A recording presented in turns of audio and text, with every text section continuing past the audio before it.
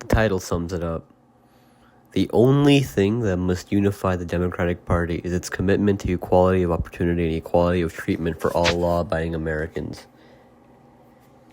Everything else must follow what has been proven to work. Lower taxes or improved services, back police, increase housing, no social terminology, garbage, no identity politicking, beyond the basic stand against identitarian bigotry, all of it. The entire American project comes down to the idea that in America, unless and until you are convicted of infringing on another person's freedom, you have freedom yourself. Do we need improvements in these systems? Yes. Do we need to upend a country which has worked to improve itself without more than a few decades of pause for 2.5 centuries? No. There is nothing that we cannot compromise on, no policy we cannot adopt, no popular urge we cannot follow except when it conflicts with equal legal dignity for all law-abiding residents of the United States. Do we have to get tough on crime? Let's do it. Do we have to deregulate housing? Let's do it. Do we have to crack down on the border? Let's do that. The rights of minorities and the poor here at home matter more. There will be questions raised about how we can reconcile this with equal dignity. We do have biases and prejudices. But we have to try and do it because there isn't another way forward. By many metrics, California not only should be the best state, it is. You know why it's not respected? Because it's gotten a reputation for being too expensive, too crime-ridden, and too ineffective at providing services. And those criticisms are all substantially true.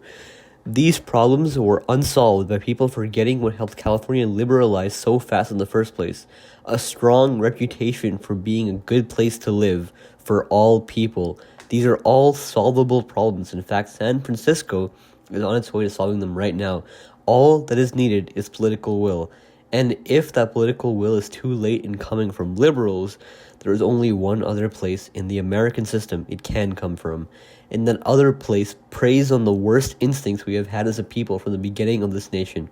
We have a moral, civic, and political duty as an American movement to promote freedom, and that starts with basic common sense.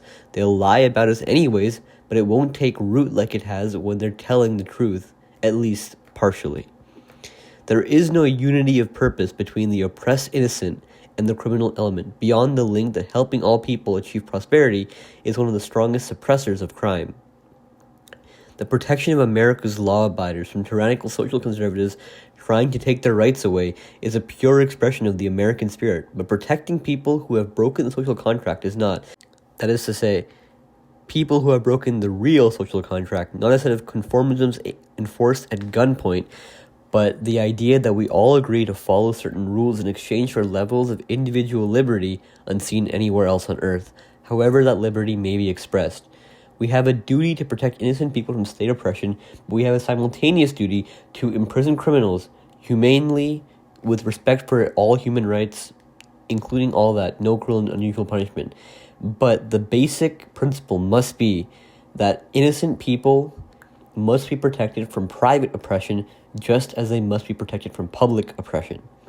Don't get me wrong, I'm not trying to distract from our mistakes as a nation, past and present. What I'm saying is that we've had our run at deconstructing America, at trying new social philosophies, at trying new ideas aimed at figuring out where our flaws are. And that form of liberalism metastasized into wokeism, and it went too far. Deconstruction has its purpose, but it also requires reconstruction to be meaningful, and we need to reconstruct ourselves as a nation and as an ideological movement. And despite the eventual loss of the Harris Run, we got some part of the way there. America has made mistakes, but we can learn from them. We can crack down on crime by building and supporting more sensitive and more effective police forces. We can improve border security by creating a humane but well-equipped border patrol. We can make everything less expensive by deregulating housing, which is the root of all inflation. Rejection of basic public safety and public living principles has damaged the ideological wing of the left itself, and because of the nature of its modern opposition, it has damaged America. Social conservatives will pick out the 2 or 3 worst examples of freedom out of millions and use it as a cudgel to smash over our heads. It happened when they were trying to continue slavery, to stop suffrage, to continue segregation, to stall gay rights. But you know what those movements did? They eventually unified around a self-critical view, excised the worst parts of themselves, and eventually won policy victories. We must do the same today. There are too many people who need equality. The moral arc of the universe bends towards justice. We don't need to make that process any harder. Moderation of our messaging and picking our fights is the key, because there are many fights the American people will back us on if only we don't pick some stupid ones. For examples, social conservatives identified a few books which were appropriate for young kids, and they correctly pointed out that upending all police forces everywhere was a bad idea. But you know what they did with that power? They banned Toni Morrison and the Kite Runner. They erased all African American history. They banned Tango Makes Three, a children's book about penguins that I know isn't inappropriate because I read it in the 3rd grade, and I read it again in research for this video, and it's literally fine. There's no inappropriate content. I know little kids can understand it because I read it when I was a little kid myself. It's completely appropriate. They were scared of gay penguins. And they banned it because they were given the slightest opportunity to ban it. We could and can exploit this ridiculous cowardice if we do cultural battle wisely, not just for its own sake, but for the sake of equality for all Americans, regardless of their race, sexual or gender orientation, or religion, or creed, or whatever other things there exist to categorize us. Is it unfair that the reactionary right seems to get away with endless hordes of deranged characters and we don't? Maybe. But remember, people have fought for liberal causes before in the face of social conservatives with vast public support, and they won. We have in our hands the power to do the same. If things seem dark, if they seem despondent, take heart in the fact that even though MLK died with his fight unwon, even though he died hated by the country he helped redeem, it is him we venerate. It is him we venerate as a human, him we venerate as a citizen, him we venerate as an American, not those who fought so hard to deny him the equality to which he was entitled by all 3 of those qualities. Douglas and Lincoln are revered, not the slavers. We speak fondly of Marsha Johnson, not of the endless ideologues who campaigned against gay rights during any number of scares. Take heart in this fact.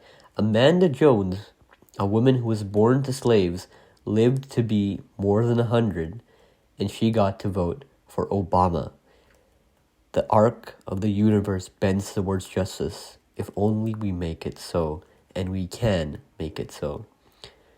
But it all comes down to this. Until we have successful liberal states and cities, until we have growing liberal states and cities, until we have truly liberal states and cities, and I mean liberalism, not social anarchism, not ultra-wokeism, not any number of banana leftists or crack urbanists, all of which are real categories of people, by the way.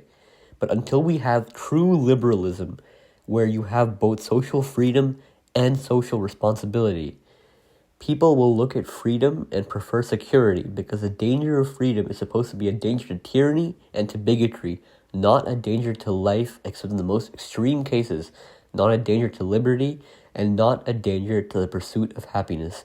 Everything comes down to this fundamental value. I'm sorry to all the globalists, but our first priority must be the protection of Americans and legal immigrants here at home, not the rights of people abroad, let alone people who have broken our laws. I'm not sorry to all the NIMBYs, but we need to build housing in California and New York and everywhere else that we have a housing shortage, because that is the way to get rents to go down and people to move in. Will there be problems? Yes. Do we need to do this? Yes. Progressive civic nationalism is achievable. It was what founded this country in the 1770s. It was what won the day in 1865. It was what MLK hearkened to on the steps of the Lincoln Memorial. American values are progressive values, especially the right to equal opportunity. We need to present it as such, not as extremists harping about topics around gender, race, and sexuality. The opposition does that already. The worst governed state in the Union relative to how it could be is a democratic state. The best governed states in the Union, plural, are democratic states. Colorado, Massachusetts, and Minnesota stand strong as examples of what we could be, and even with the red states, where are people moving to? They're not moving to red cities. No, they're moving to the Austins, the Raleighs, the Phoenices. Why can't we just do basically what we do for one set, for the other set? Promote social cohesion and reject bigotry. Build, fight crime, address disasters. The bedrock of this nation and of liberalism is the same stone. Everyone in America deserves a shot to reach happiness, however they may describe it, as long as it is not imposed on others without their consent. If we are to defeat and drive back the coming storm, we must return to this view, promote equality of opportunity, crack down on crime, protect our borders. None of these are conservative. We used to know how to do them. Protect social equality for all people, regardless of race, gender identity, sexual orientation, religion. That's something that only we can do, and historically it's something we've always needed to do. America needs the spread of liberalism. It is what this nation was founded on. It's the lifeblood. But regardless of all these, regardless of its necessity, regardless of its correctness, liberalism cannot survive without livabilism.